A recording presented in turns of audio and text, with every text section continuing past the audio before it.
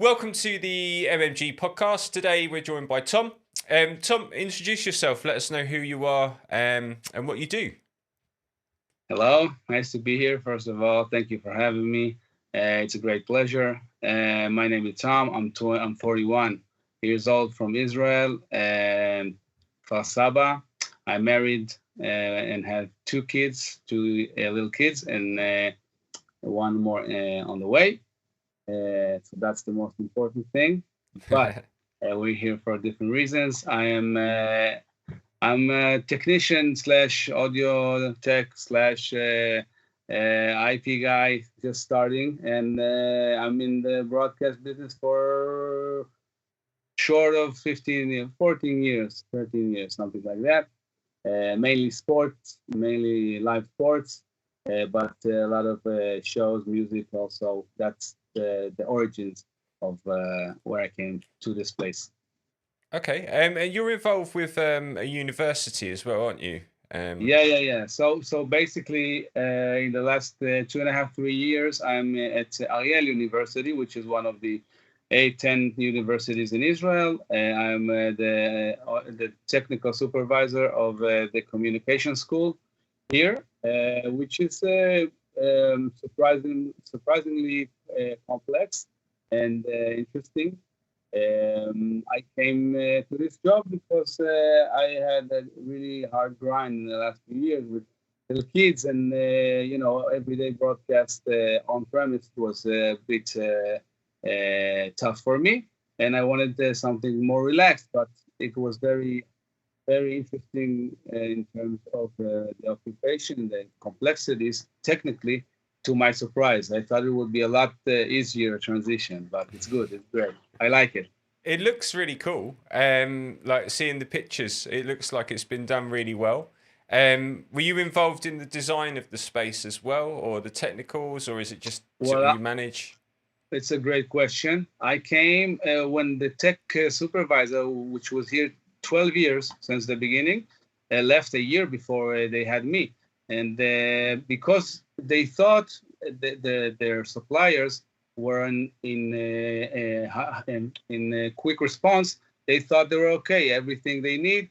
If something happens, they call them and they fix the problem. But when I came, there was no one to teach me, so I had really hard time at the beginning. But that's the reason I learned a lot more and deeper the subject, because we have Dante topology here, and nobody here knows what it is. So how can you operate that? So and the guy that was actually doing the how do you call it, the technical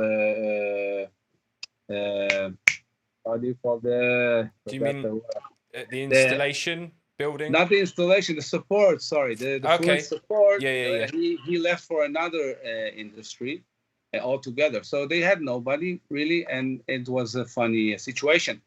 But it is complex, and I added another complexity with NDI on the cameras. So now it's fun times here. I really like it. That's cool, man. That's cool. I mean, yeah. I think one of the big things that we're trying to sort of let people know is that AV over IP is existing in all different spaces and all different places in the world, really. So you've embraced it for video and audio, but split between Dante and NDI, basically. Do you use any other processes, or is that's the core of it? That's the core here, but I still work in the. I told you now I'm in the university, which is education, but I also work at Channel 5, which in Israel is the biggest sports channel, and it's 5 channels with hundreds, if not like 2,500 live broadcasts a year, and we do all sorts of things, mainly sadly with Dante and NDI. NDI does the graphics and overlays, and Dante is on the audio side. The reason is that Israel is not embracing IP yet. I mean, it is, but not completely. So when I talk to people here in Israel, the response is it's too expensive, and we're not ready for it in terms of end products. Do you mean people... like SMPTE 2110, that kind of thing? Exactly. Yeah. Because I mean, even when we talk AV over IP, some people haven't gone to the step of Dante even, or NDI. Now, we find that if you combine those two and then sort of put switches like, the Netgear Pro line, that kind of thing, then you are set, right? Yeah. You have a really good network that can be deployed. And you don't even need to know too much on networking, because it's all configured for you. But I asked the question, what if something happens? Mm-hmm. I mean, it's all on you. So what do you do? So I'm always trying to do extra work, and try to find the most information I can to take care of my ass, and take care of me, and not be in a place where I'm unintelligent, uninformed, and I'm a deer at the spotlight sort of situation. It's keeping up, isn't it, and making sure you're on top of it. It's crazy. I wanted to do a post about protocols now. Mm-hmm. And I was so frustrated because, listen, there's like over 40, 45 main protocols when you talk about audio over IP, video over IP, networking, only in regards to the broadcast, to video, to shows. Not, just protocols regarding that. Streaming, cloud, it never ends. And I don't know, like half of it. I'm not saying, that's the truth, but it keeps on evolving. Maybe this is the reason that a lot of people from an older generation doesn't even want to get into it. And that's what I think in Israel is keeping the industry still at bay. So, for example, the biggest channel here doesn't have Simply at all. They do they do Dante, they do NDI in the smaller on-premise productions, but they don't do it in the studios, in the MCR, and now Channel 5, which is the second largest matrix in Israel of video. They moved to a new building, and they did the video switcher of the building on Simply, but that's it. Okay. So we'll see. So with the switching, like, what kind of programs are you using? Are you on TriCasters, that kind of thing, or? No, I'm vMix. Here I'm vMix all the way, because I really like vMix. I am familiar with it, and I know it inside and out. It can do everything we want here in the university, but also a Channel 5, a sports channel, all the medium, low production, which I'm talking about professional sports. Mm-hmm. It's Israel, but it's professional sports. They do on vMix. So live production, real-time sports replay, vMix. So I'm really no, I totally understand. We were literally last weekend, we went and tested out our product that's coming out the Axis, and we did that for a football game, which was like a charity game. Was it? It was cool. Yeah. It was all good. It was really wet though. How many cameras? So we only had 3 cameras on this, like 3 for the pitch side and 1 just as like an interview, because it was literally, like I say, a charity match. So it was for Leeds, but it was for all of the YouTubers that normally commentate and like stream the match and then talk over the top. But they were all on the pitch playing. So it was quite funny. Who was doing the commentating? You? No. There was a young lady doing the commentating, and it was hilarious because obviously, like, normally, people don't say things on live TV, do they? But she was quite forward. She let it loose. Yeah.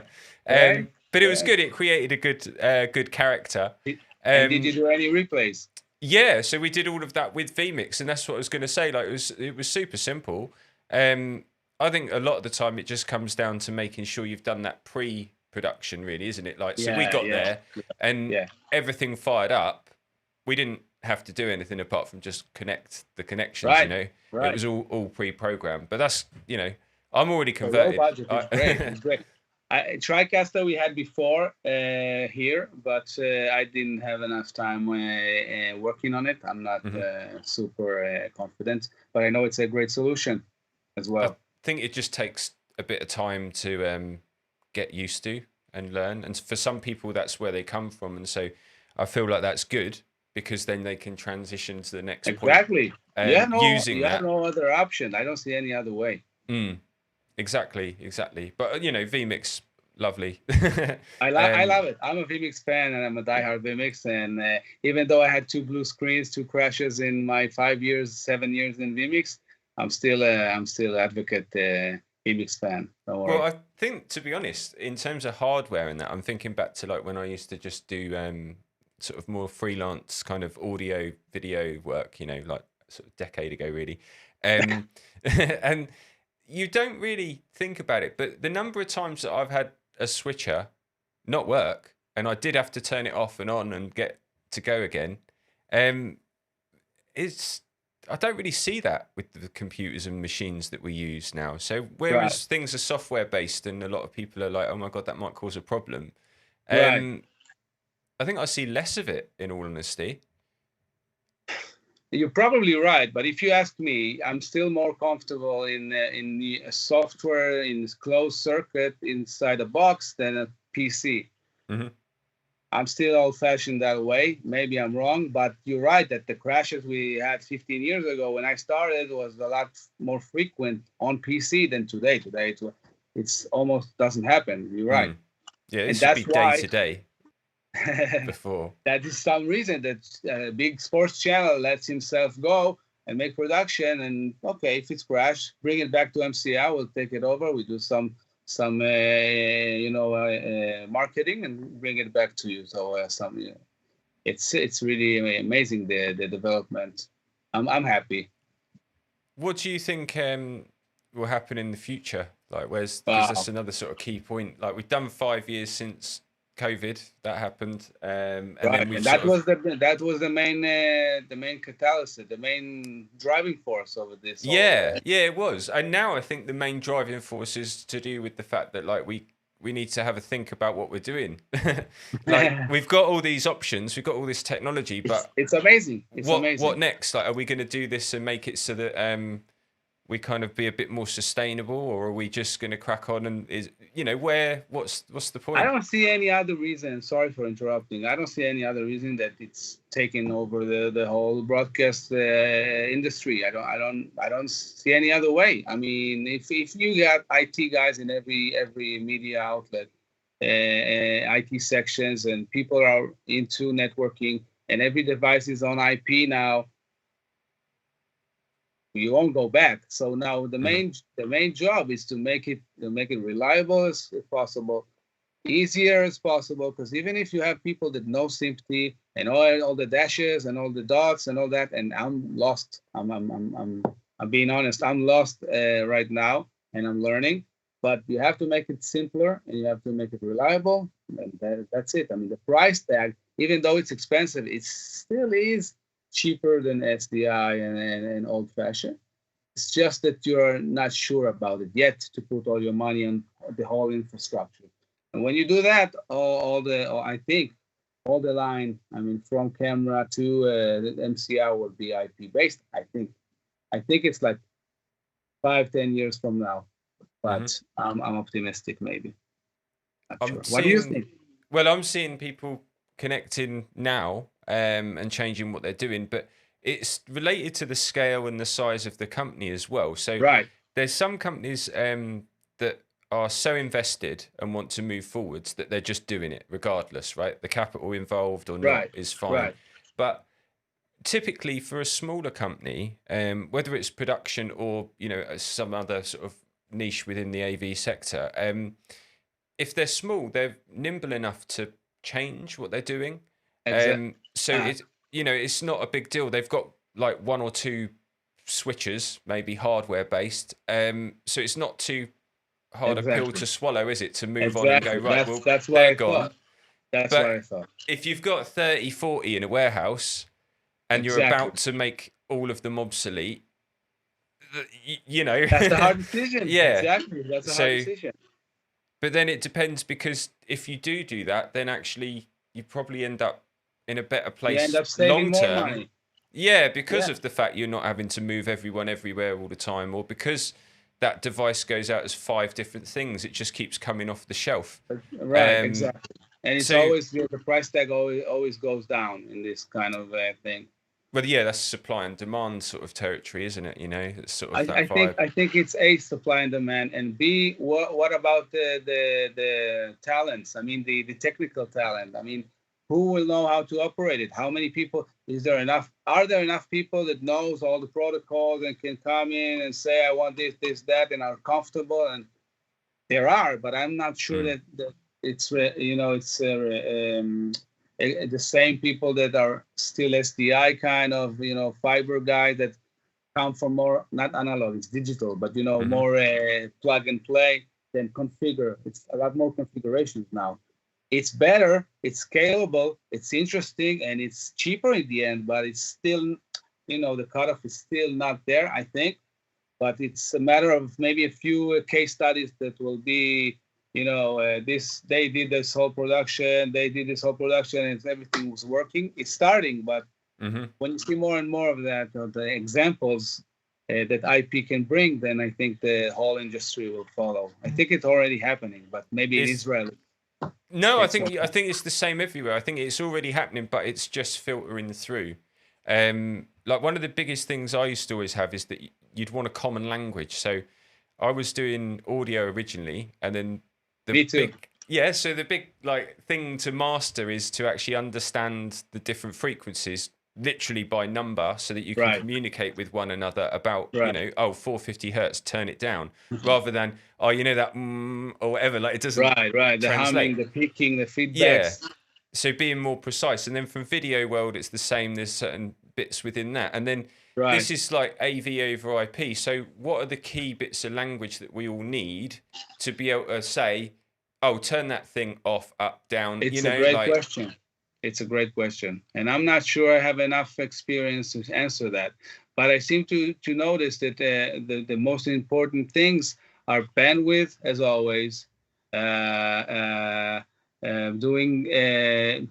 P2P, trunking, those are the basics. Maybe I'm forgetting lag ports, SAG ports, VLANs, of course. There are like 10 basic things, tools that you use, IGMP. That 10 basic tools you need for productions. I'm now actually learning CCNA because I want to know more than I need. I think that those are the main tools. You can correct me, but there are a few. Again, if you come to a technician that does not know anything about networking, but is working 20 years, I'm not sure you can speak with him. I'm not sure you can help each other, and that's the obstacle right now that I can see in the generational gap here. What do you think?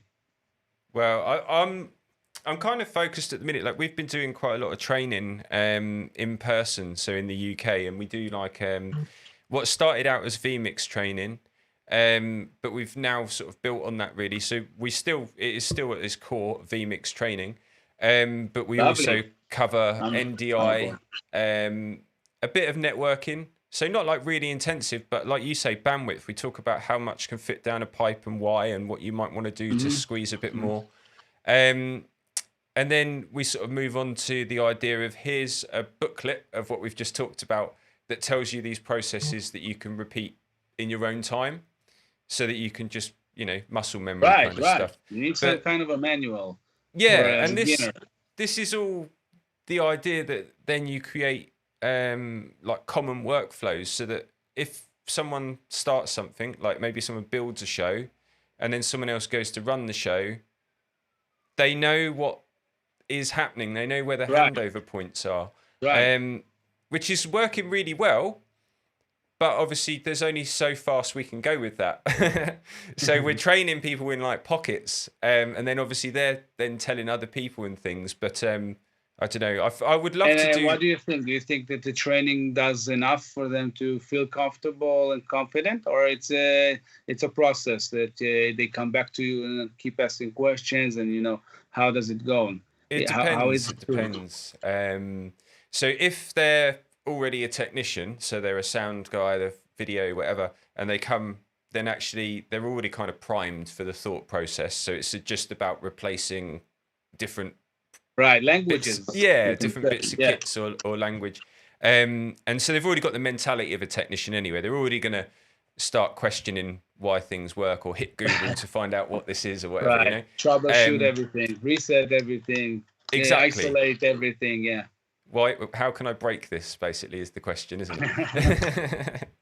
yeah. So that's one side of it, and then the other side is sort of younger people coming in that are from more of an IT background. And you lead me to my next my next pondering. When IT guys come inside the business, will video and audio be compromised? Because they don't come from that. They don't grind the cables like we did and the faders and make sure everything is right. No feedbacks, no noise, no perfect cinematography.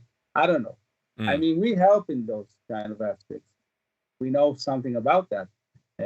My friend is a technician for 30 years, came from video and knows the lenses. I mean, we come from with some background related to these kind of industries. And if we new guys from IT, will something be compromised? That's my next question. That was my next line of thought about the next few years. I'm not sure. I think it's important actually, because, you know, would you have IT? So would you get production people that reskill to be network IT? Because that would be useful. Right. Or will you get IT people that... to be technicians. Yeah, like maybe... exactly. Maybe it's just a complete swap, or like we should just do a one week. You know, they will tell you at the end, you do everything and we'll pay you this and that. So it will be okay. Have a bit of both. Yeah, no, we should do... There should be like a little mentor swap around kind of program. Find an IT guy and swap for the week, and then they can do production. It will happen. Don't worry. It will happen sooner or later. It'll be interesting. So I find it fascinating, and I'm glad that I had the energy at the age of 41 to really dive into IP. And I know I'm not 80, but still, I'm you know, 2 young kids. It's starting to be too much, but it's so exciting for me to see what I can do with another language, with another aspect of work that I didn't have before. And because I work with a lot of older engineers at the Channel 5, some dinosaurs, I know that I have an edge on everybody, and that's exciting as well.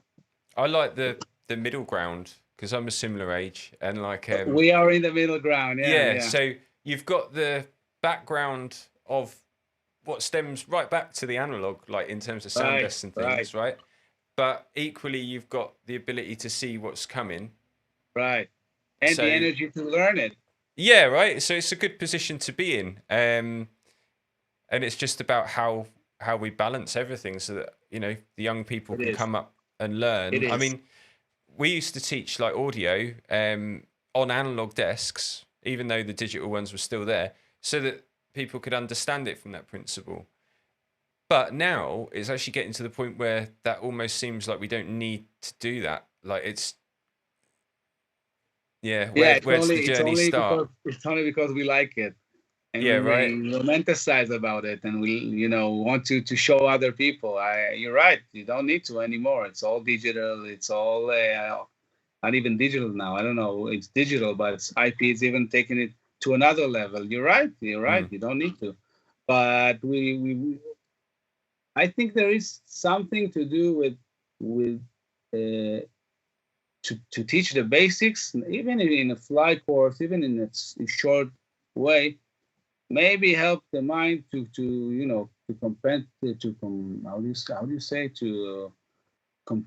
I've lost the words, to arrange it in a way that makes sense before you talk about.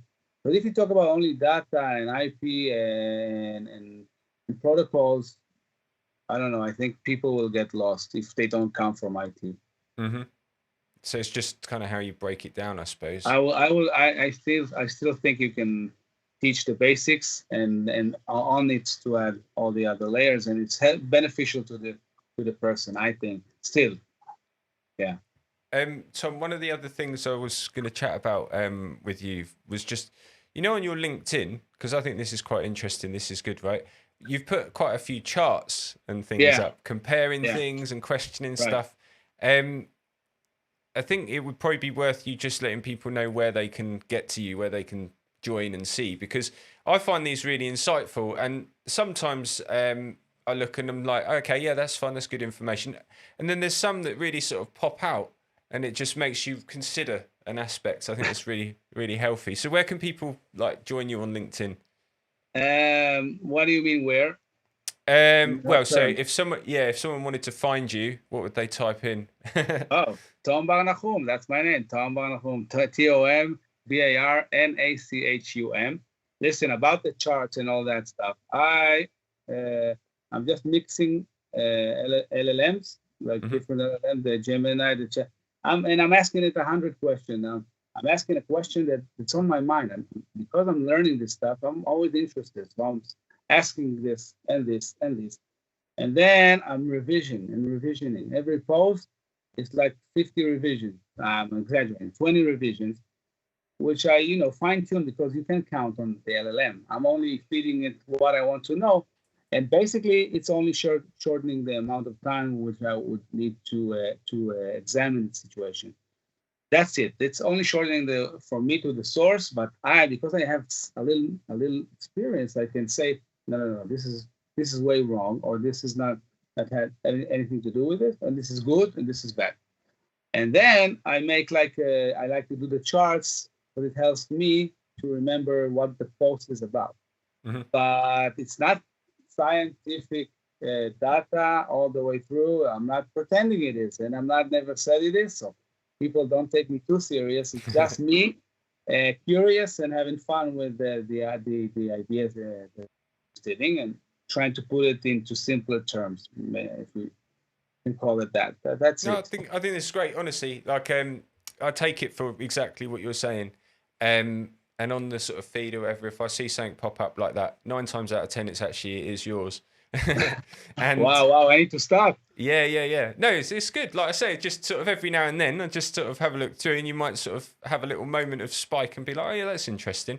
I think it's great. It's good. And I don't have any recipe. I don't know what. I'm not doing it because it will work. I've been on LinkedIn for 3 years, and one day I took a photograph of my installation here, and I had a lot of likes. I never posted anything, and that's a new thing for me, and it's fun. Maybe that's why I'm overdoing it, but yeah, it's an interesting life in LinkedIn. It's fun.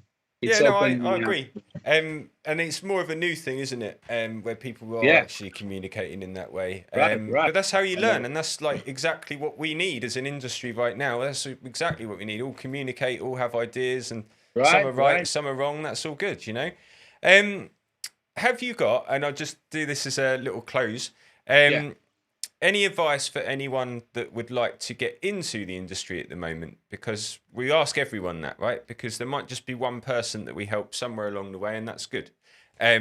So yeah, just like any way in. I think find what you like. I mean, there's a lot of aspects in broadcast in general, in AV over IP. Find what you really like. I started with audio. You started with audio in the old world. And start playing around. Start dive deep, but in a fun way. And if you love it enough, I mean, if it's audio, video, networking, if you will love it enough, you will be in. Because at the end of the day, the people that are in the industry are the people that love it. And want to stay, even though it's really hard.